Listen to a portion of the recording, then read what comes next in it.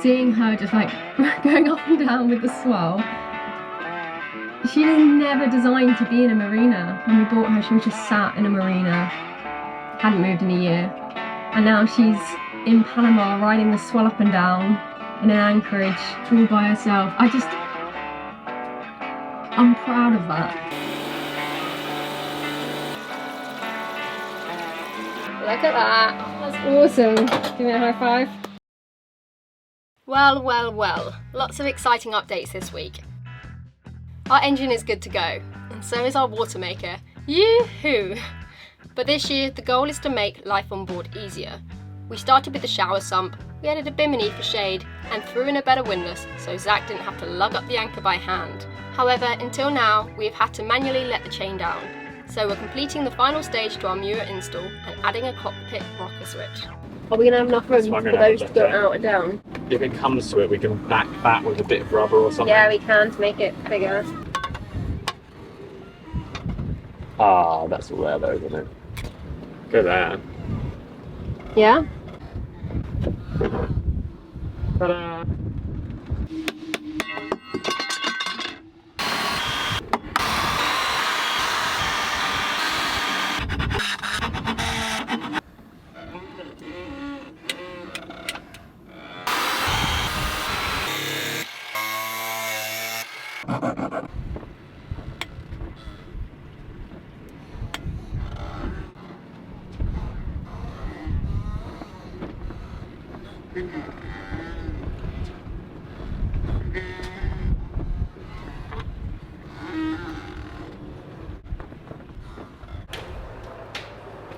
So as per usual, they didn't quite have everything that we need, but they've got pink, I guess, which is going to be our positive, and they've got this blue. Is that blue? Yeah. This is going to be our negative, so we're going to make do with it. Nice. It's not too bad. It's quite cheap though. Better than yellow or purple. I've now got to get some wires through here, which is going to be interesting, but we'll give it a go. I'm going to drill out the seeker that I put in there a month ago, which is great.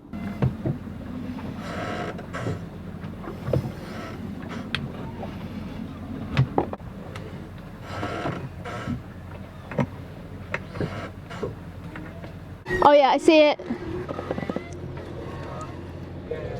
Yeah, I've got that one too.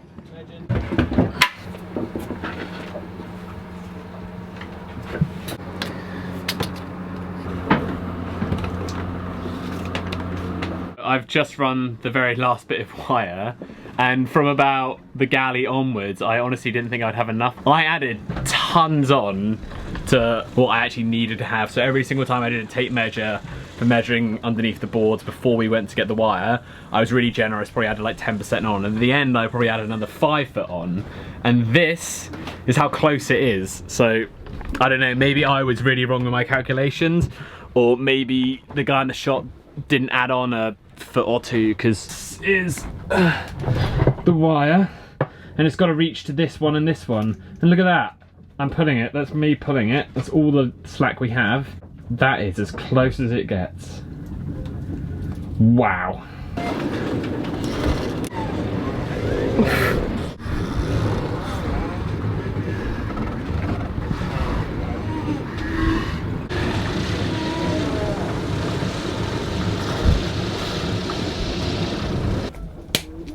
Oh, it's going to be really tight. Oh, okay, well that's fine. Bye. This is where it gets fiddly. And yes, I'm holding it with my toe. The positive join is there and the negative join is there. Sweet. So the down doesn't work because we never widen a deck switch to make it work. In theory, you just have to run that to the pace and the solenoid instead. Yeah, so if you see here, we only widen one deck switch to one of these A1. So we just need to wire in A2. A2 is up. A1 must be down.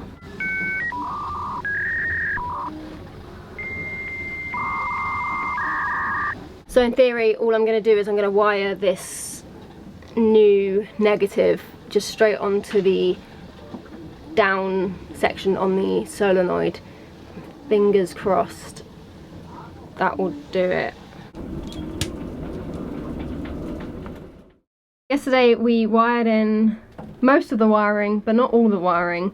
Missed out a pretty crucial negative which took the windlass up rather than down.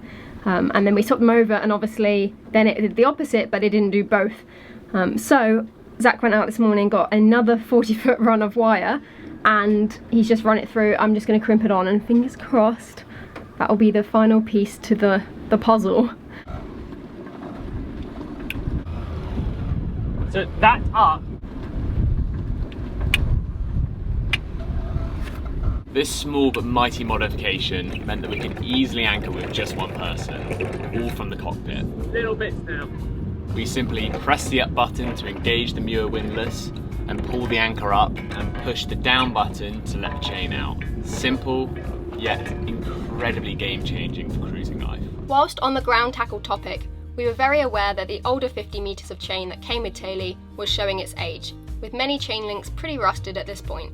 Added to this, every time there was a blow, the chain link we used to join our two 50-metre lengths of chain together was always on our minds. Given that this halves the strength of the chain and literally is the weakest link, we were keen to get rid of it. Additionally, in the UK, our budget was stretched enough, hence why we went for an oversized, yet older design of anchor. However, now with 7,000 miles under our belt, we realise the importance of having an anchor that sets quickly and rewrites itself easily, something our current anchor struggles with. It's new chain day, it's really windy. Woo! They're pretty. Do you think they put bubble wrap on the chain to protect the anchor or to protect other things from the anchor? After a lot of research, we decided to go with 100 metres of G43 Titan 10mm chain for its strength and durability, and most excitingly, the new Rocna Mark II anchor. That is stunning!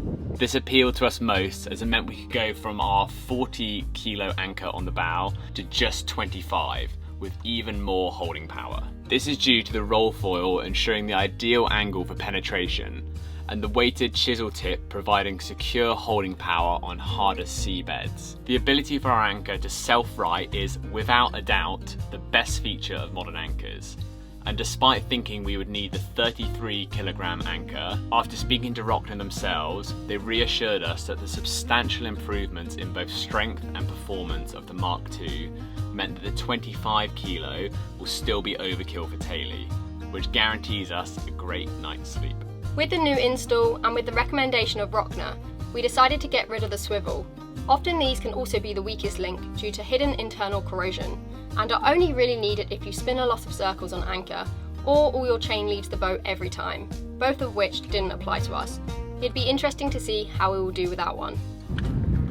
Oh yeah, Halford's best. The final improvement we made was respraying the chain with fluorescent colours. We used to have every 10 metres marked with white spray paint, but over time, white becomes brown and near impossible to see. Therefore, it was usually 0, then surprise, the chain link was there and we had 50 metres out. These bright colours were a sure upgrade from that.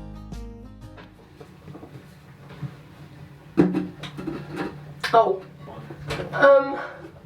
Is it just the epoxy stuff again? Really close. Yeah, I'll sand it out then.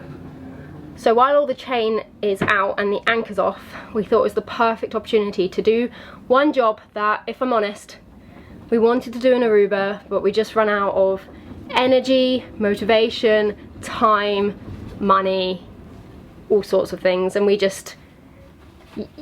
were a bit done at that point, and the epoxy has done us great to now, but to super duper future proof us and the, prevent the water ingress in the deck, we are going to put a tube in.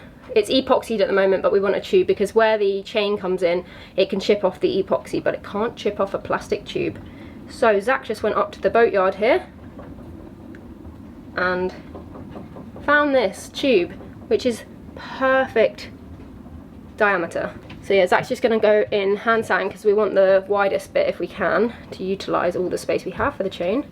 He's going to just give it a quick sand, shove it up, see if it works, and then go from there. Hello and welcome to another session of Zach's bootleg epoxy work. Today we have fix your things. PC11. Alright, I'm going to acetone first, and then we're going to put this up in here. I don't know if you can see this. I need to clean it out as well, some acetone. But that's going to go in there, and it's going to stop the anchor chain. I've already explained this, but yeah, but... Stop the anchor chain bumping into the side and potentially wearing off all the epoxy that's on there and causing the wood to rot again. So we don't want that. So we don't want that. We'll use fix your things. I can't believe it's called that stuff. I mean, it fixes people's things. Oh. That's clever. Okay, I didn't realise it was like that. Yeah, it mixes them as they come out. I will not need much of this. Yeah, it comes out quicker in one than the other. Yeah, that's pretty good, isn't it? Yeah. Yeah, look at the end, they're not even touching, so there's no way it can even touch. I like that. It's for little jobs. That's brilliant. Yeah. Look at the old mixer. In Mexico, we're going to buy a whole set of mixers and pots. You know what, the palette knife would be so much better for this. I think it's already dripped on them.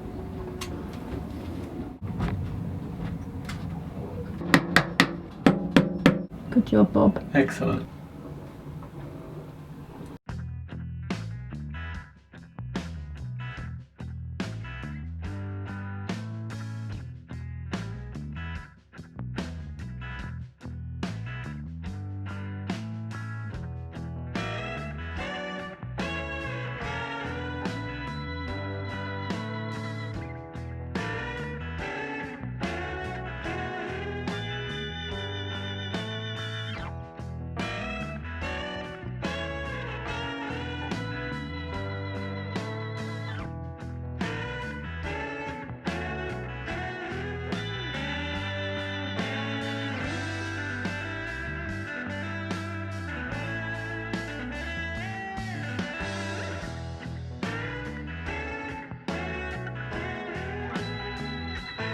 After removing the insane amount of growth we had on our hull, after the 3 weeks in the marina, it was time to set off on the 76 nautical mile trip to the surf town of Venao. Wind prediction, lower than low.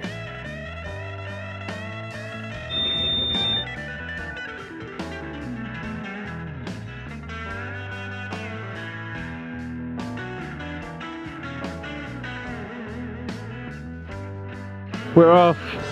We're off and it feels blissful. There's not a breath of wind though. But There wasn't the marina, there was like 7 knots in the marina, but it just died out here. yeah, hopefully it comes back, but honestly, we're off and that's all that matters right now.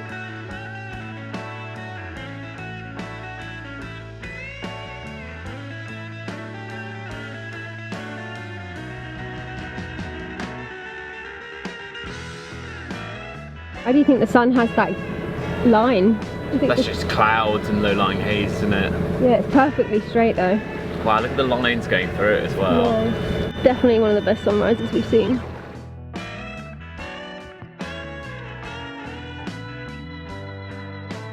It's a really good sign. We're off, the sun is shining, the engine's purring. It'd be nice with a bit more wind, but Yeah, we're not complaining. we can't be too fussy along this coast with wind because it's not the best of sailing. Is No. it, on this bit well, until we get up to Mexico, and then it gets better, doesn't it? Yeah, and how long do we have till our visas run out? A couple of weeks. Yeah, a couple of weeks. So we got to get cracking and we can't be too picky with the wind, but I've just got a really good feeling that it's going to be a really good day. Yeah.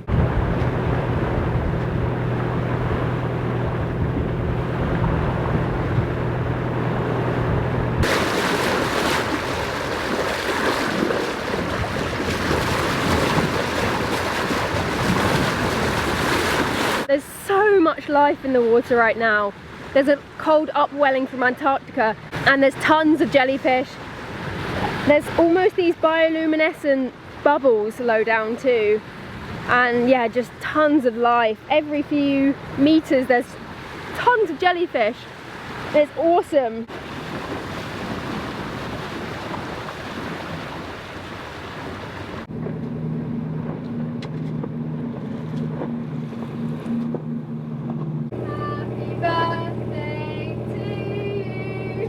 Happy birthday to you. I'm about to come there. Happy birthday. Oh. Wait. Quick, quick, quick, come blow.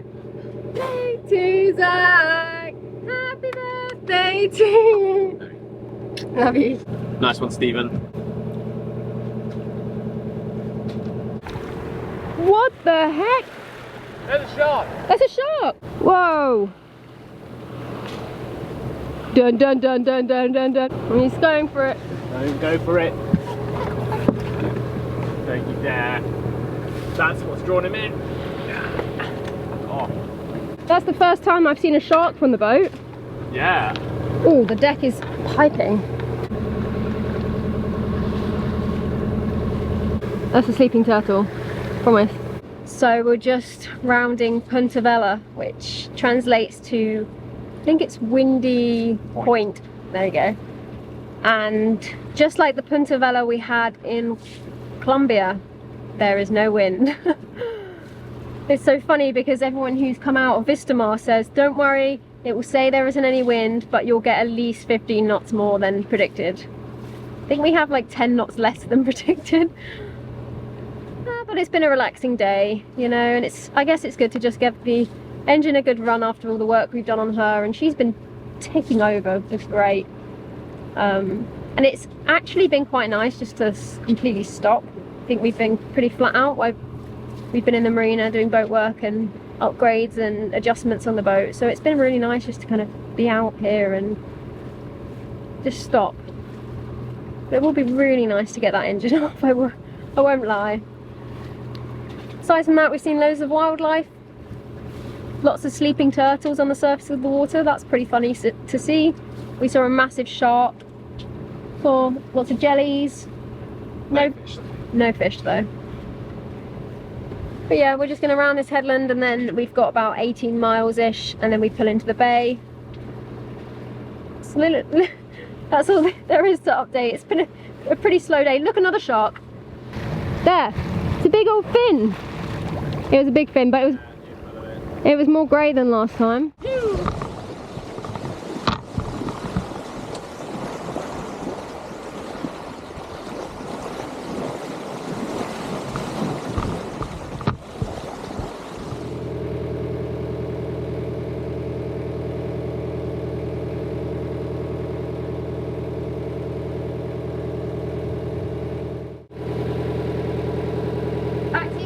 Water to wash up, which is nice. Soon it will be fresh.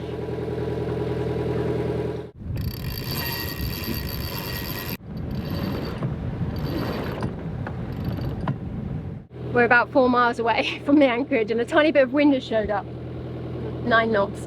I don't think we'll get the main out, hey, but I don't think we're gonna get the main up, but we've got to sail where we can. So the baby Genoa's going out. Oh, we see a sail again after nearly a month. That feels so good.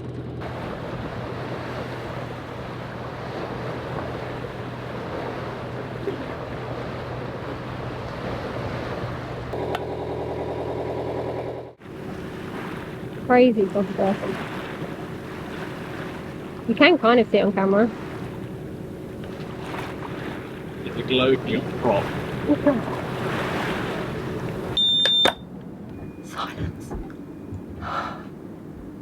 There's a big old island behind us, and then there's a world-class surfing break ahead of us, and we're here. And we were going to really tuck in behind the island. There's no one else here, but it's dark and we really can't see the landscape, so we just thought we'd play it safe. And actually, touch wood, not that rolly. The swell's kind of coming underneath us. It's not an ideal anchorage for a southerly swell, I will be honest. The swell is 1 metre, but it sounds huge, and that gives me the heebie-jeebies a little bit. Just ahead of us is like a barreling wave, and behind us is an island with loads of rocks around it, so it's fine. I can't wait till the morning, Zach. Yeah, I know. And then when we wake up and we can just see where we actually have turned up. Oh, it's so bright here. No, I know. Oh, that anchor was a dream.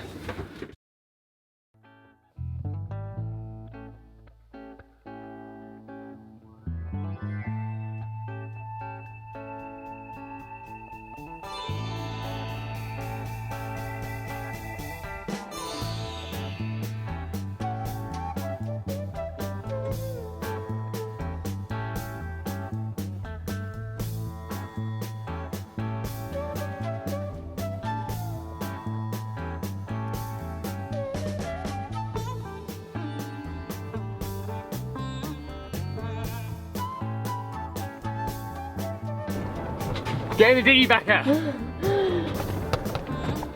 Zach is itching for a surf. It's about 7:30 in the morning and I'm dropping him at the surf while I go back and do some jobs. But As a birthday present to me. as a birthday present to him. I get to not edit for a little bit and go for a surf this morning instead, which is very kind of Becca. But look at Teulu. She's all by herself, there's no one else here. Alright, I'll see you in a bit. See ya. Oh, that's great. Watch for the jellies. Right, I'll see you in a bit. Yeah, see you in a bit.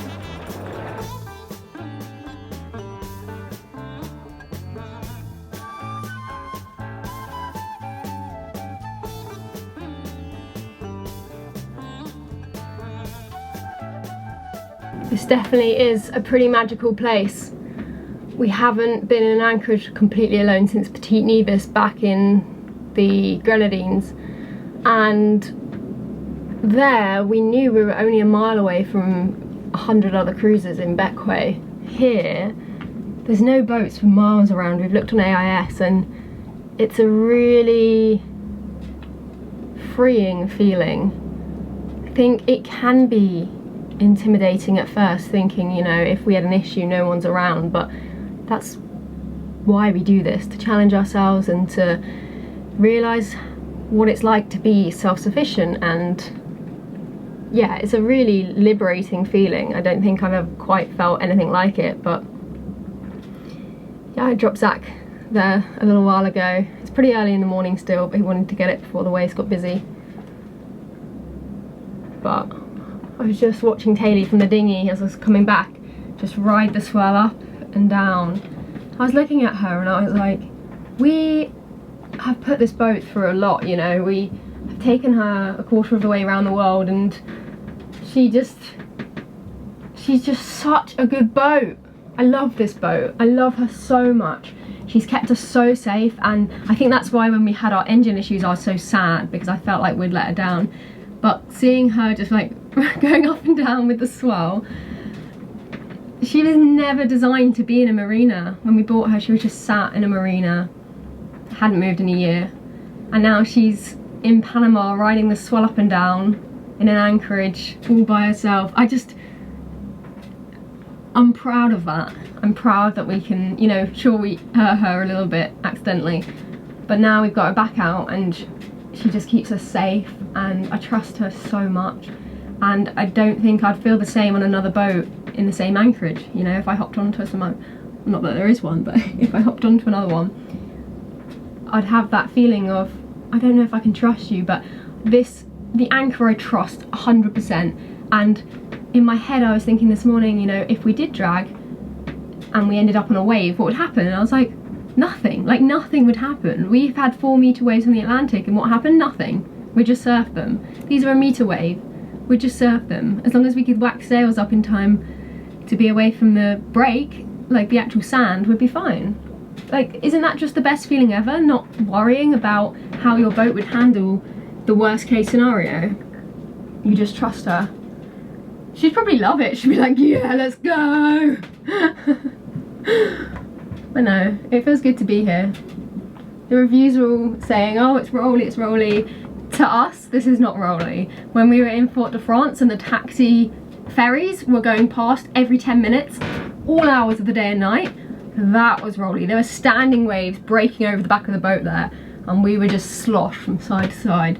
Well, this is beautiful. This is Pacific swell, baby. What the heck? What? Oh, you just couldn't make it off. My phone. I got the screen replaced in Guadeloupe because in Antigua it just freaked out on me and broke. So I got it replaced in Guadeloupe and it's never quite been the same again.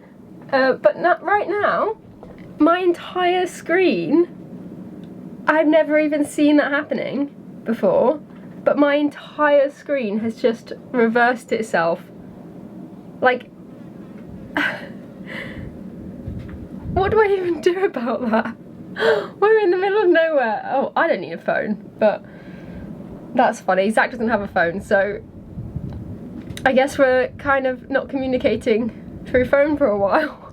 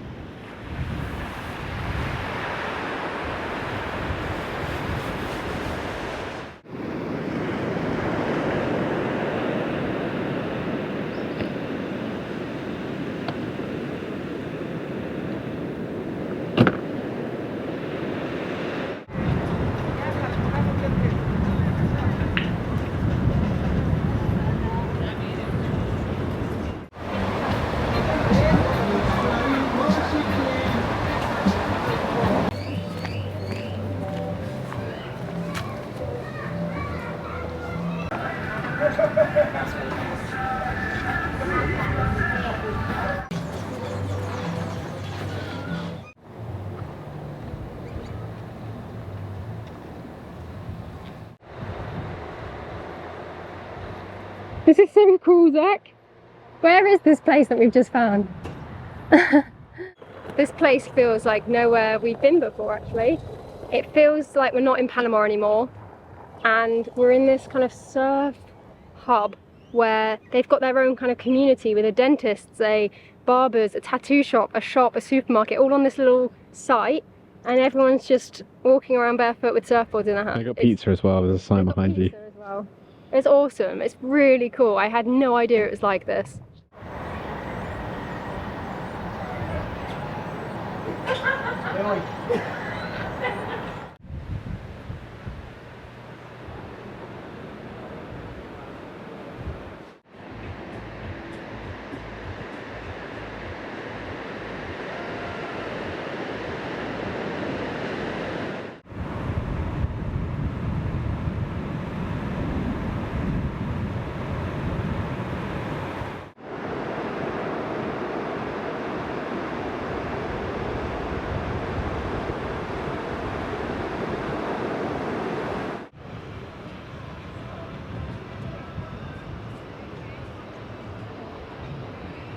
So we've just both been for a swim, and it's time to run the Watermaker for the first time. As you saw in last week's video, I'll link that here or here, we installed a brand new Watermaker, which we are delighted about, and we've actually been itching to use it ever since, but because we already had full tanks, we've had to use the tanks a bit, and we also were in a marina, so we couldn't test it in the marina because it was super silty there. But we are now in Venao, and it's clear water, and we're going to give it a test for the first time, which we're so excited about. We're going to look through the instruction manual and make sure we actually do everything properly, because I know there's a few things that you need to do about like making sure the valves are all the way open and a few other little bits like that. So we're going to read that through really carefully first. Open up the seacock, make sure we've got good water flow coming through there, have a look at the strainer and all that stuff. Trace the water back to the intake pipe for the PSU. Oh no, to the strainer will be the first thing. You go strainer, then filter, then PSU. Make sure there's no leaks and all of that. Then I guess we'll turn the system on.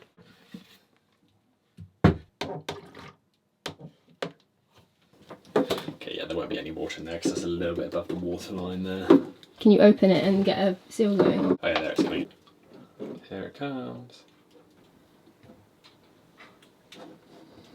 Okay, that's pretty primed. Okay, so we're just reading on the Rainman site. They have instructions for everything and it's pretty simple, which is nice. But it says to set up an installed Watermaker, which is what we've got. First, ensure that the intake three-way valve is turned to seawater intake position. Ensure that any other valves in the intake plumbing are open and that the strainer is free of blockage. Is that all good? All good. Okay, great. Ensure that the brine output is free from blockage. Yeah, brine output is this one here. Yeah, we've just got to make sure that doesn't come up through the sink, but it shouldn't. It shouldn't, no, because this is the least part of the least resistant, unless this gets blocked somehow. Yeah. And then ensure that the product water output is directed to test. Yeah. And not to water tank. So that's tank, and that's so it's to divert at the moment. Yeah, that'd be the right one. Perfect. That is the strainer. That's all good. This is the seacock. That's all open. This is the water that comes out just to test, so that will go into the sink like that for now. So this obviously goes into there to begin with, so you're not pulling bad water into your water tanks, but for now we'll just go with this, and then when we know how it all works, we'll put a little notch here maybe and we can slot it through in the future. And then the last thing is set the pressure control valve to fully open position anti-clockwise. We're actually going to take the control panel off just to make sure there's no leaks from behind. Those with a keen eye might have seen back in Vista Mar we only put 2 screws rather than all of them in because we knew we were going to take it off the following week. I need to set this pressure control valve. At the moment, oh yeah, it's all the way anti-clockwise, isn't it? Yeah. So all the way open. So instead of increasing pressure, we want to decrease pressure and have that fully open. So the floors are up so we can inspect for leaks, but I'm just going to run through the instructions and then we can know everything before we then work through individually each step. 1. Switch on the pressure supply unit. 2. Water will start flowing out the green brine output water hose. Wait until the stream of water is free of bubbles. Upon first use, it may take up to 15 seconds to see water coming out of the green hose. Small issue, Zach. We can't... Yeah, the green hose is plumbed in, We can probably look down and see. Well, let's just run it for a bit longer than 15. Let's run it for like 30 seconds. Yeah. Gradually close the pressure control valve. Yeah. On the reverse osmosis unit by turning clockwise. Yeah. Until the pressure gauge reads 55 bar, 800 psi. 800 psi? I've only got GPH and LPH. Oh no, wait, I'm looking at the wrong one. There's a little green section here that wants it to go in. The correct pressure is indicated by the dark green area on the pressure gauge dial. Yeah, I can see that. For maximum membrane life, take about 1 minute to build full pressure. Within 15 seconds, water will start flowing out of the white product hose. If you are using your Watermaker for the first time, run for at least half an hour to flush all preservatives from the system. Never exceed 58 bar, okay? You want 55, okay? Yeah. Every time you use the unit, let fresh water flow out the white product hose for approximately 60 seconds to clear water or pickle solution. You should test the water at this point by taste or with a TDS hydro tester. Every degree Celsius increase in water temperature, the product water flow increases 3%. Should be quite high then. Okay, cool. Yeah. Yeah, happy. Feeling good? I think so. That doesn't sound too confident. Yeah, we'll give it a go, eh? So we've got this. We've got this. 3, 2, 1.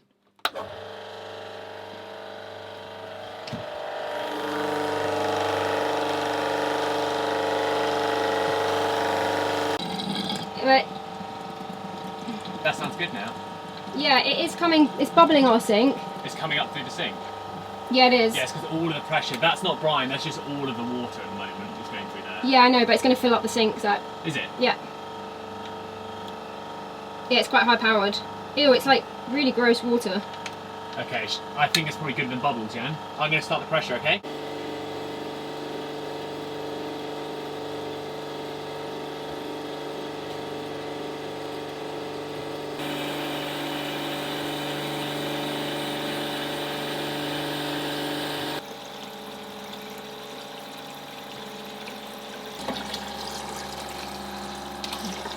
Tastes like fresh water.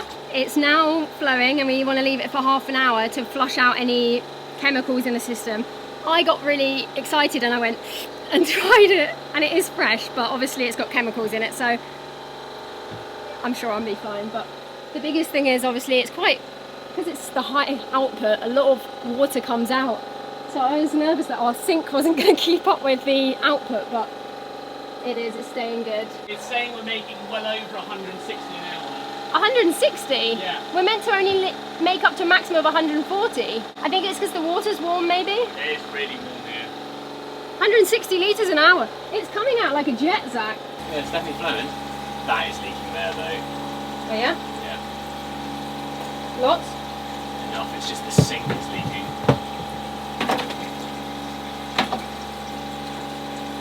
Okay, that stopped it.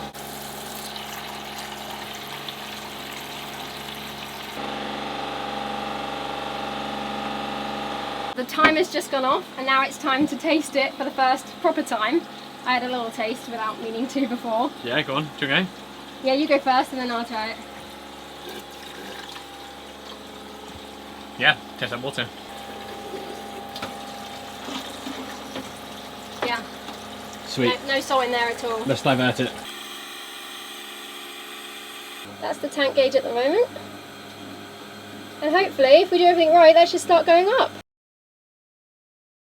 Look at that. That's awesome. Give me a high five. Tell me a bit about how that all went.